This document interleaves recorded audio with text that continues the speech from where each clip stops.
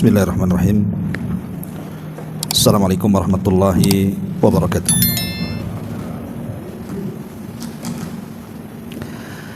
Alhamdulillah wassalatu wassalamu ala Rasulillah wa ala alihi wa sahbihi wa mawalah wa la hawla wa la quwata illa billahi wa ba'du.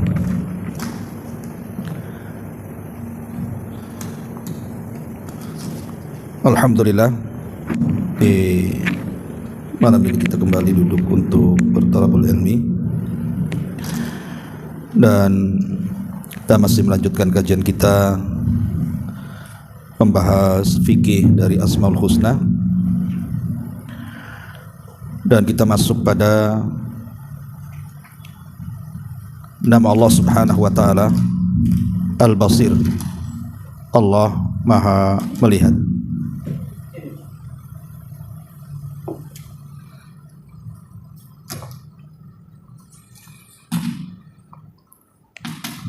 Baik. Ma'asyiral muslimin yang dimuliakan Allah Subhanahu wa taala.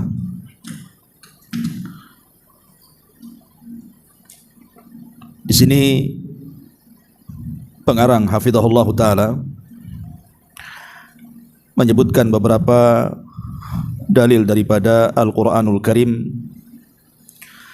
tentang nama Allah Subhanahu wa taala Al-Basir, Allah yang Maha melihat.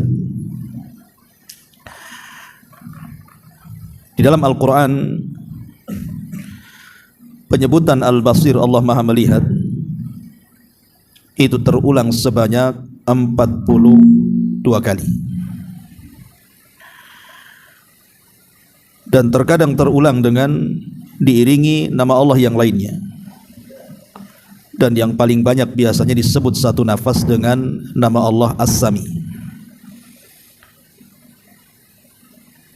Dan itu juga banyak dalam Al-Quranul Karim. Seperti Allah Subhanahu wa ta'ala mengatakan, innahu huwas sami'ul basir.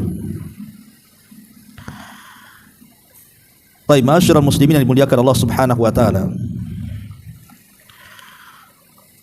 kalimat Al-Basir, Allah Maha melihat ini memiliki banyak makna. Saya akan sebutkan pendapat para ulama tentang perkataan dari kalimat Al-Basir. Di antaranya Imam Al-Khattabi rahimahullahu ta'ala mengatakan, arti Al-Basir adalah al-alimu bi khafiyatil umuri. Jadi Allah Maha melihat artinya Allah mengetahui dari perkara-perkara yang tersembunyi dan terselubung. Jadi bagi kita mungkin perkara itu tidak bisa dilihat, tapi bagi Allah Subhanahu wa taala perkara itu mudah dilihat. Kemudian juga berkata Imam Al-Alusi rahimahullahu taala, maksud Al-Basir adalah khabirun bihim wa bi ahwalihim wa bi af'alihim. Maksudnya Allah Subhanahu wa taala mengetahui mereka, keadaan-keadaan mereka dan apa yang dilakukan oleh mereka, maksudnya manusia. Kemudian juga Al-Imam Ibnu Katsir rahimahullahu taala mengatakan, kalimat Al-Basir adalah alimun biman yastahiqul hidayah mimman yastahiqud dhalalah. Allah Maha mengetahui siapa yang berhak mendapatkan hidayah dan siapa yang mendapat kesesatan.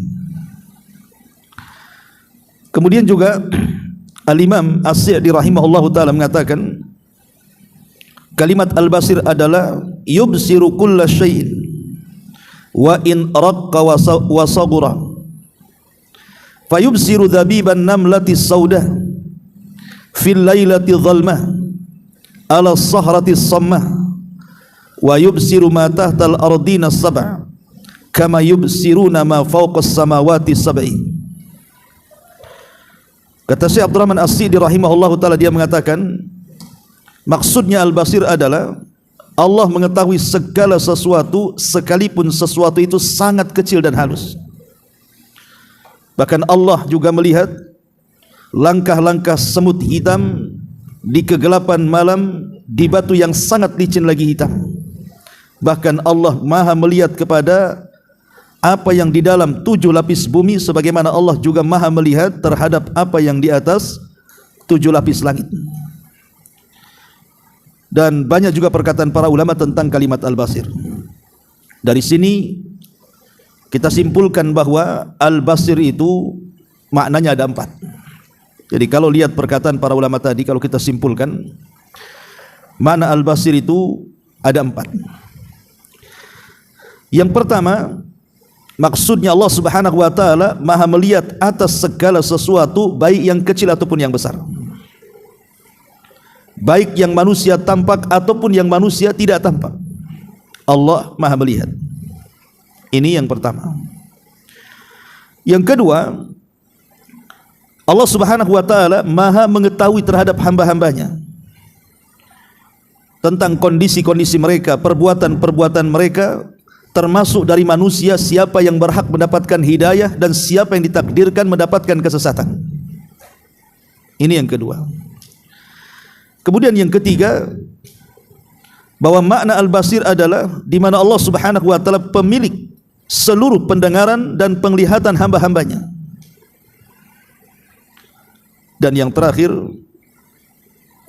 bahwa makna Al-Basir adalah Allah Subhanahu wa taala melihat orang-orang yang beriman dengan kemurahannya, dengan rahmat dan karunia-Nya, dengan nikmat dan surganya, sehingga Allah menambah kemuliaan bagi orang-orang yang beriman, dan Allah tidak akan pernah melihat orang-orang kafir sehingga mereka dihinakan Allah Subhanahu wa taala di dunia dan di akhirat. Itulah 4 makna yang disebut oleh para ulama tentang makna Al-Basir. Taib. Untuk memahami makna Al-Basir, bahwa Allah Subhanahu wa taala Maha melihat, kemarin kita sudah singgung bahwa beriman kepada nama Allah Subhanahu wa taala bukan hanya meyakini tentang wujudnya Allah saja. Artinya kita meyakini Allah Maha melihat, semua orang pun meyakini Allah Maha melihat. Karena tidak ada orang yang mengatakan Allah itu buta.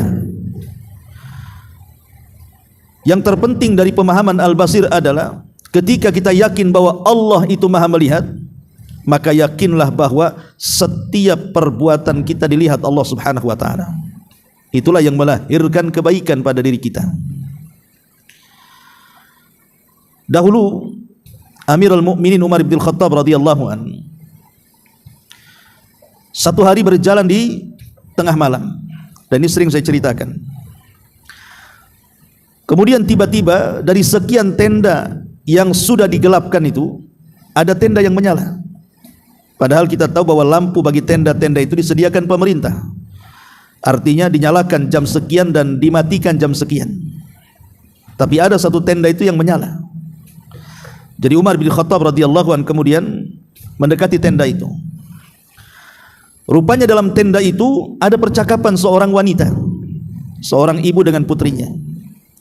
Lah sang ibu mengatakan kepada putrinya ini bahwa besok kalau kita hendak menjual air laban, air susu, kita campur aja dengan air supaya makin banyak, secara otomatis juga banyak untungnya.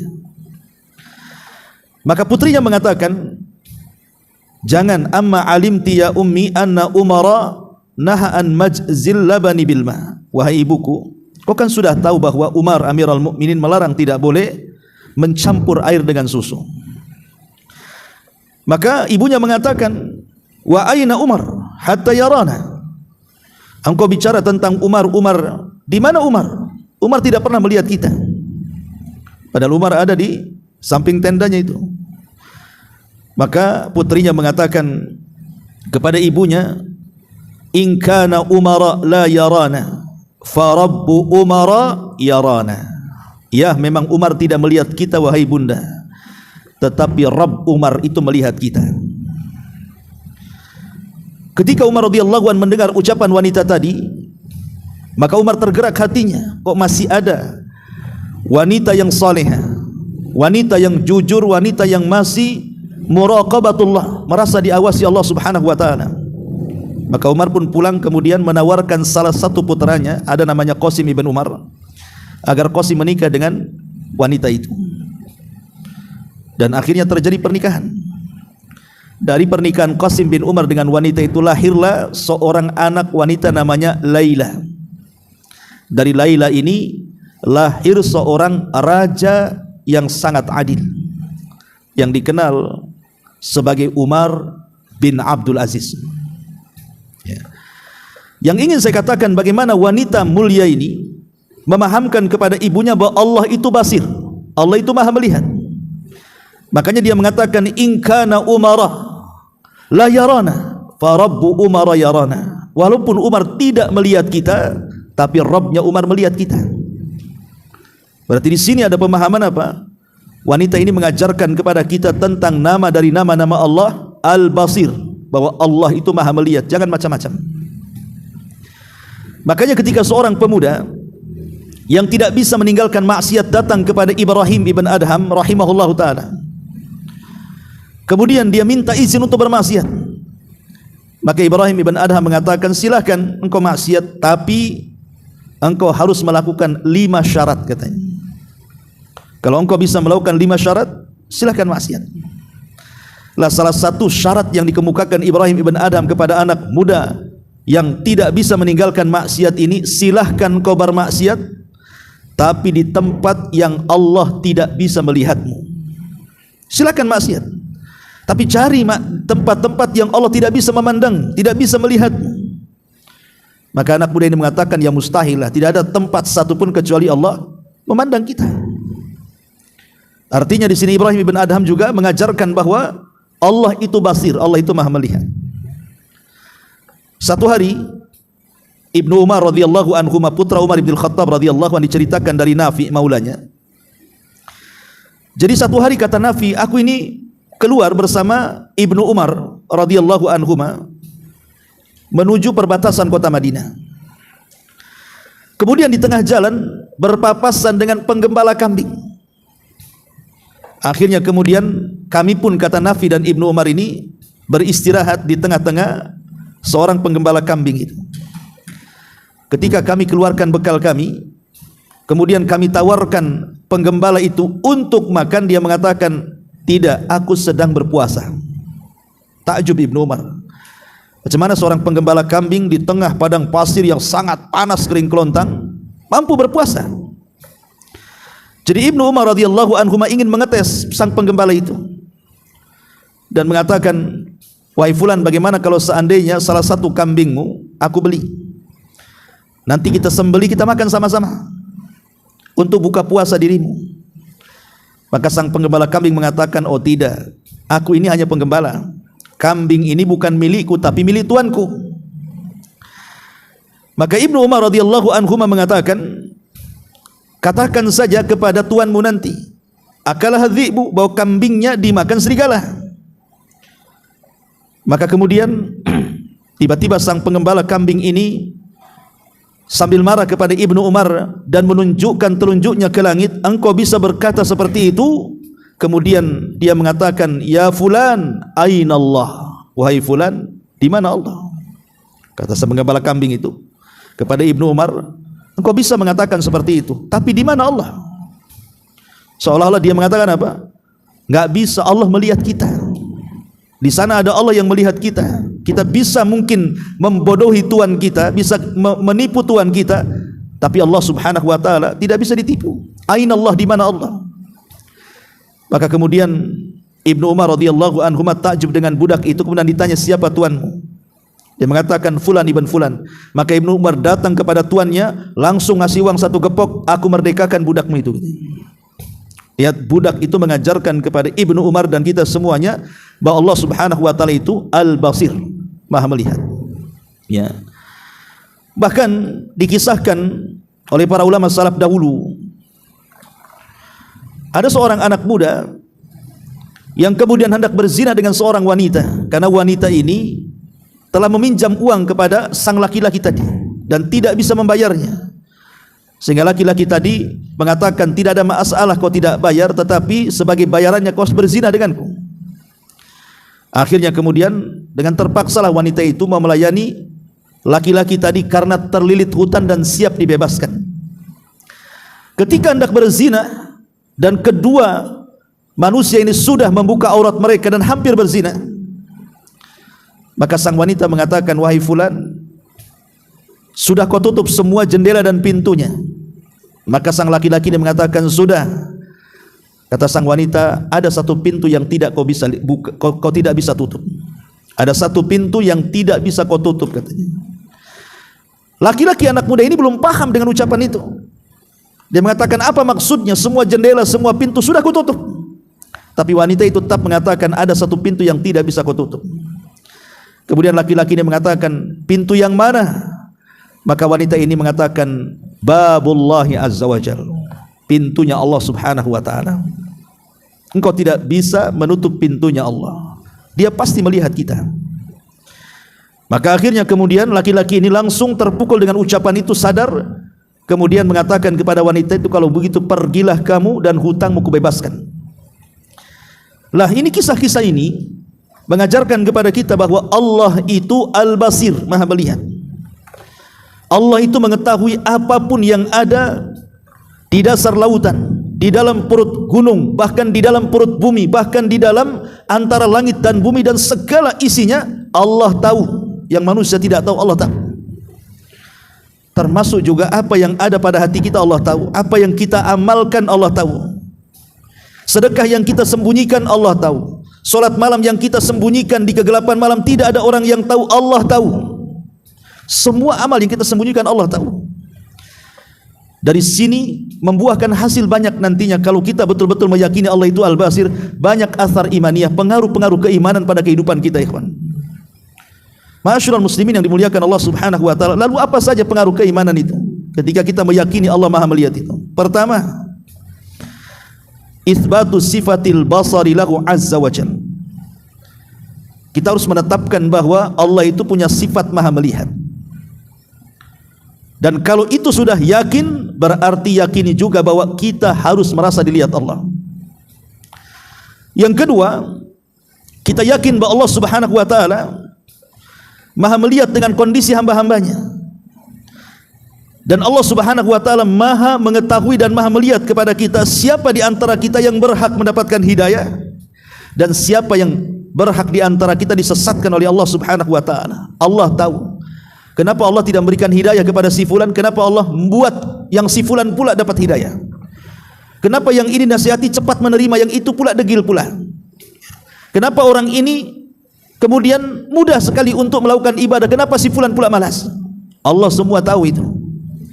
Ma'asyiral muslimin yang dimuliakan Allah subhanahu wa ta'ala, termasuk apabila kita ini sangat yakin dan percaya bahwa Allah Al-Basir, Maha melihat, lahirlah apa yang disebut dengan sifat malu. Ingat, sifat ini sifat mulia, karena Rasul yang mengatakan al-haya'u la ya'ti illa bi khairin. Sifat ini tidak mendatangkan kecuali kebaikan. Sifat malu ini tidak mendatangkan kecuali kebaikan, ya. Ketika kita yakin Allah Maha melihat, kan sifat malunya ada tuh.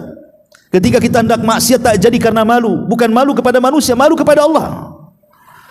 Ketika seseorang hendak mencuri, hendak korupsi, hendak berzina, hendak macam-macam sebutkan maksiatnya, atau hendak maksiat yang tidak ada yang tahu kecuali dia dengan Allah saja, tidak jadi dia lakukan. Masalahnya ketika lemahnya kita ini meyakini Allah Al-Basir, Maha melihat, sehingga pandangan manusia kepada kita terkadang lebih berharga dibandingkan pandangan Allah kepada kita. Dan itu amalan yang paling buruk, ikhwan. Ketika pandangan manusia lebih mulia dan pandangan Allah lebih hina, ini sifat yang paling buruk yang ada pada diri kita, dan itu yang banyak. Kita bisa malu apabila manusia tahu maksiat kita, ya kan? Terkadang kita malu kalau seandainya aib kita diketahui manusia, itu kan malu sekali tuh. Tetapi setiap hari Allah memandang kita, kita tidak pernah malu kepada Allah. Makanya kenapa konsekuensinya Nabi SAW sampai mengatakan, ada orang-orang yang datang menghadap kepada Allah itu dengan membawa pahala sebesar gunung Tihama. Besar gunung Tihama itu.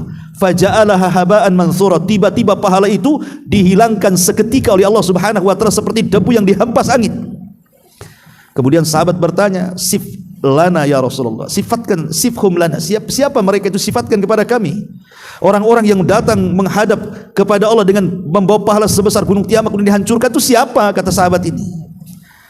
Maka Rasul mengatakan, mereka adalah orang-orang alladzina idza khalau bimaharimillahi intahakuha. Orang-orang yang kalau sedang bersendirian, kemudian di hadapannya ada hal-hal yang diharamkan, bukannya dijauhi, malah kemudian dia pula merobek keharaman itu. Bermaksiat tidak terang-terangan. Lihat, karena orang yang bermaksiat tidak terang-terangan itu hakikatnya tidak yakin Allah melihat. Makanya kenapa al-jaza min jinsil amal, sebuah balasan itu disesuaikan dengan amalannya. Ketika dia tidak merasa dia dilihat Allah, maka semua amal kebaikannya hancur dengan dosa yang dilakukan tidak terang-terangan, yang tahu hanya dia dengan Allah saja. Makanya jangan sampai menjadikan pandangan manusia lebih mulia dibandingkan pandangan Allah kepada kita. Jadi ketika kita yakin Allah Maha melihat, maknanya lahirlah sifat malu. Kemudian yang nomor 4, lahir juga sifat al-ikhlas. Jadi ketika kita yakin Allah al-basir, Allah Maha melihat kita, maka akan melahirkan keikhlasan. Maksudnya begini, tidak masalah manusia tidak memandang ibadah saya. Antum pamannya malam-malam gelap-gelap, kemudian bangun ambil wudhu, kemudian tahajud, tidak ada yang melihat, semua sudah tertidur. Tidak ada masalah manusia tidak melihat saya, karena ada zat yang melihat saya. Itulah Allah Azza wa Jalla. Timbul keikhlasan kan? Ya. Karena kalau seandainya kemudian kita balik, kita menunggu orang melihat amalan kita, hilang ikhlasnya, yang ada riyaknya. Lah itulah kenapa kemudian ketika kita yakin Allah al-basir, maka terpupuklah sifat ikhlas itu. Kemudian yang kelima, dawamul muraqabah. Ketika kita yakin Allah al-basir, maka lahir sifat muraqabah tadi. Muraqabah itu merasa diawasi Allah. Itulah yang disebut dengan sifat al-ihsan. Yang Jibril bertanya kepada Nabi SAW, apa itu ihsan wahai Muhammad?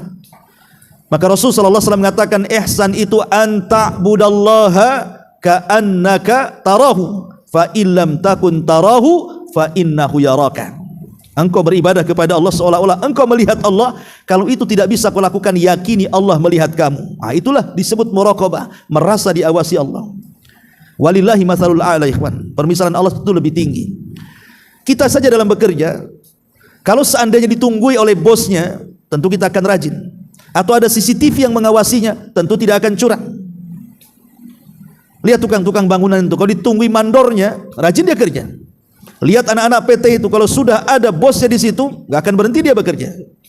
Itu kepada makhluk. Ketika diawasi, mereka bisa seperti itu. Harusnya walillahi matsalul a'la. Ketika Allah Subhanahu wa taala memandang kita, kenapa kita pula malas? Itulah karena keyakinan al-basir itu lemah, sehingga kita tidak pernah semangat dalam beribadah kepada Allah Subhanahu wa taala karena tidak ada sifat muraqabah tadi. Kemudian yang nomor 6, an-nazar wat tafakkur wal i'tibar wat tadhakkur. Di antara faedah keimanannya adalah kita bisa merenung, melihat, mengambil pelajaran dengan cara apa? Kita melihat ciptaan Allah Subhanahu wa taala. Bagaimana kesempurnaan kekuasaan Allah ketika menciptakan makhluknya. Karena Allah itu maha melihat, dan Allah sudah memberikan penglihatan kepada kita, maka penglihatan kita itu untuk apa? Untuk melihat kekuasaan-kekuasaan Allah Azza wa Jalla. Kemudian yang nomor 7 juga, lahir sikap tawakal. Karena Allah Subhanahu wa taala mengatakan dalam surah Al-Isra ayat 30, inna rabbaka yabsutur rizqa liman yasha wa yaqdir innahu kana bi ibadihi khabiran basira. Sesungguhnya Rabbmu yang telah membentangkan rizkinya kepada siapa yang dikehendakinya, dan sudah memberikan batasan-batasan takdirnya. Dan sesungguhnya Allah terhadap hamba-hambanya khabiran, maha mengetahui, basiran, maha melihat. Artinya ma'asyiral muslimin yang dimuliakan Allah Azza wa Jalla, kita jangan sangka bahwa ketika Allah Subhanahu wa taala menguji kita dengan susahnya ekonomi, ya, dengan diberikan ujian kesehatan, dengan banyaknya masalah, jangan dikira Allah tidak melihat kita. Allah melihat kita, dan Allah tahu maslahat kepada kita. Makanya sering saya katakan, terkadang Allah Subhanahu wa taala memandang hamba-hambanya itu untuk memberikan sesuai dengan kemaslahatannya. Ada orang-orang yang dikirim oleh Allah ujian itu dalam rangka memang sengaja Allah mengadabnya karena dia sudah kurang ajar. Tapi ada juga Allah yang kirimkan bencana itu terkadang hanya untuk mengujinya. Allah ingin melihat jujur enggak keimanannya atau tidak. Atau terkadang Allah Subhanahu wa taala memberikan musibah itu untuk mengangkat derajatnya. Allah melihat semuanya. Dan Allah sudah mentakdirkan, sehingga dari sinilah lahir sikap tawakal itu, sidqul i'timad Allah, kejujuran penyandaran diri kita kepada Allah Subhanahu wa taala, ya. Kemudian juga yang nomor 9, kalau kita tahu bahwa Allah Al-Basir, Maha melihat, maka ini harusnya membawa kepada kita untuk menjaga badan kita dari kepala sampai kaki, menjaga hati-hati kita, dan tidak melakukan hal-hal kecuali apa yang Allah cintai dan Allah ridhoi. Karena ketika kita melakukan hal-hal yang di luar daripada yang Allah cinta dan ridhoi, pasti Allah Maha melihat dan Allah mencatatnya dan Allah akan membalasnya. Kemudian yang nomor 10, muncul taladzud bil ibadah, kelezatan dalam beribadah, karena kita merasa dilihat Allah. Antum salat, Allah melihat. Kita sedekah sembunyi-sembunyi, Allah Maha melihat. Muncullah taladzud, kelezatan dalam ibadah. Kemudian juga menjadikan kita banyak melakukan amal saleh, al-iktsar minat ta'at, memperbanyak amal saleh, walaupun orang tidak tahu kan, tapi Allah tahu, sehingga selesai melakukan ini dia melakukan yang lainnya, selesai yang lainnya dia melakukan yang lainnya, juga dari ketaatan kepada Allah Subhanahu wa taala. Dan bukan hanya itu saja, muncul perasaan takut, dan takut itu bagian daripada ibadah. Takut karena Allah melihat kita, dan banyak lagi pengaruh-pengaruh keimanan dari Allah Subhanahu wa taala Maha melihat.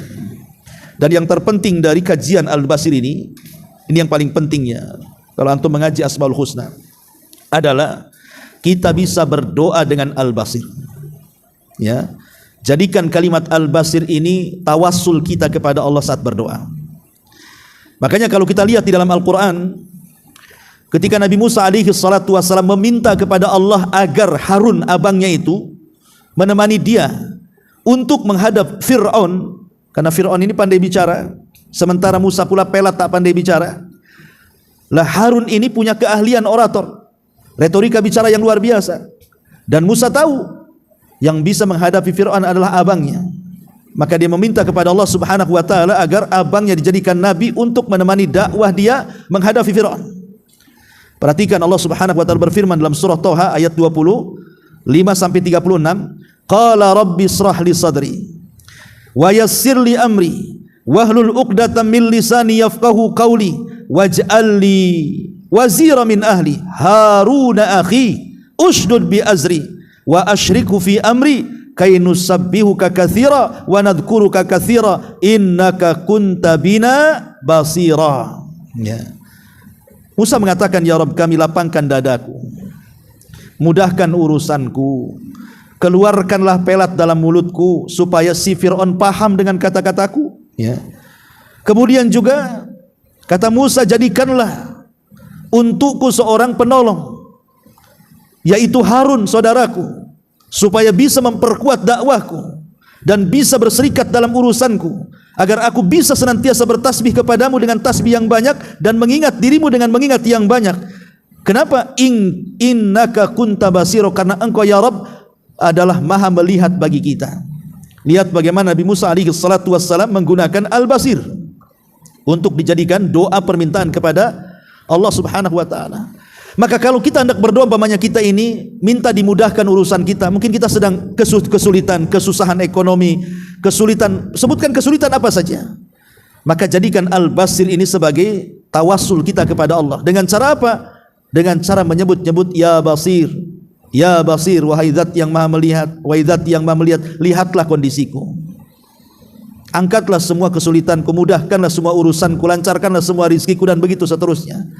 Jadi Al-Basir ini bisa kita gunakan untuk berdoa dan bertawassul dengan nama-nama Allah Subhanahu wa taala. Itu yang paling penting kalau kita mempelajari nama dan sifat-sifat Allah Subhanahu wa taala. Taib. Di sini mu'allif rahimahullahu taala menyebutkan beberapa dalil tentang kalimat Al-Basir. Di antaranya Allah mengatakan laisa kamisli syai'un wa huwas samiul basir. Tidak ada satupun yang serupa dengan dia, dan dialah yang maha mendengar lagi maha melihat. Sini ada kalimat Al-Basir.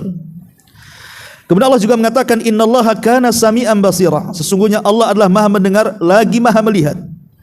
Dan Allah juga mengatakan wallahu bima ta'maluna basira. Dan Allah maha melihat dengan perbuatan kalian. Wallahu basirun bil ibad. Allah maha melihat akan hamba-hambanya. Innahu bikulli syai'in basir. Sesungguhnya dia maha melihat segala sesuatu. Innahu bi'ibadihi khabirum basir. Sesungguhnya dia maha mengetahui keadaan hamba-hambanya, lagi maha melihat. Ya. Al-Basir, kata beliau, adalah zat yang melihat segala sesuatu meski kecil. Dia dapat melihat seekor semut hitam yang melata di atas batu yang hitam kelam pada malam yang gelap gulita. Dia dapat melihat perjalanan makanan dalam tubuh manusia dan peredaran darah dalam urat badannya. Dia bisa melihat apa yang ada di bawah lapisan bumi yang 7, sebagaimana dia bisa melihat apa yang di langit ke-7. Selain itu, dia sanggup melihat gerakan alis manusia dan mata-matanya, termasuk mata-mata yang berkhianat. Allah tahu. Makanya Imam Ibnul Qayyim rahimahullah ta'ala mengatakan Al-Basir adalah yang sempurna penglihatannya. Dia melihat perincian penciptaan seekor semut yang kecil dan anggota tubuhnya, daging, darah, otak, urat-urat. Dia melihat semut yang melata di atas batu yang hitam kelam pada malam yang sangat gelap gulita. Kesimpulannya adalah Allah zat yang maha melihat atas segala sesuatu, yang kecil, yang besar, yang halus, yang kasar, yang tersembunyi dalam tanah, yang tampak, dan semuanya Allah maha melihat dan melihat segala sesuatu yang ada di langit dan ada di bumi. Itu ucapan beliau. Kita loncat saja ya, kita nggak usah baca. Kemudian juga di sini hadis yang sahih dari Rasulullah SAW mengatakan bahwa Allah memiliki 2 mata, yaitu ketika Rasul mengatakan tentang mensifati Dajjal, apa kata Rasul? Innahu a'war wa inna rabbakum laisa bi'awar. Sungguhnya Dajjal itu memiliki cacat pada salah satu matanya, dan sesungguhnya Rabb kalian tidak cacat matanya.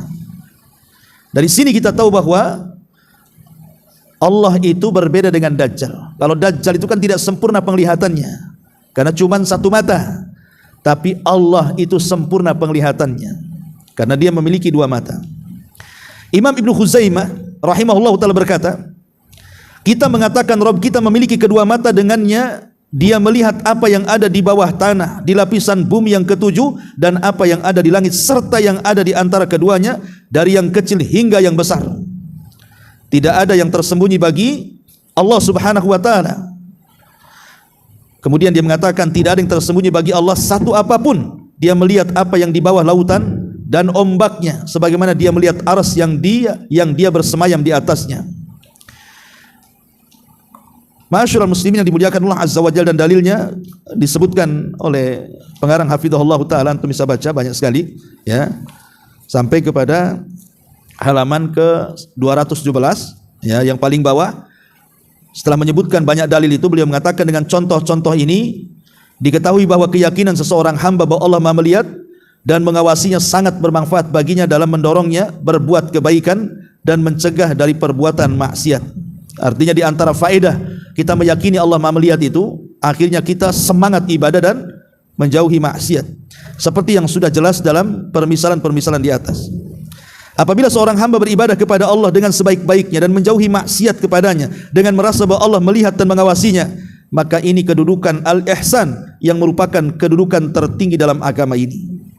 Sebagaimana hal ini dijelaskan oleh Nabi SAW bahwa al-ihsan adalah engkau beribadah kepada Allah seolah-olah engkau melihat Allah, dan jika engkau tidak bisa melihat Allah, yakinlah Allah melihat kamu. Artinya dengan meyakini Allah Al-Basir, maka kita akan mencapai tingkatan tertinggi dalam Islam yang disebut dengan al-ihsan. Alam ya'lam bi annallaha yara. Tidakkah dia mengetahui bahwa sungguhnya Allah melihat segala perbuatannya? Kan tingkatan dalam agama Islam itu kan pertama Islam, yang kedua iman, yang ketiga ihsan.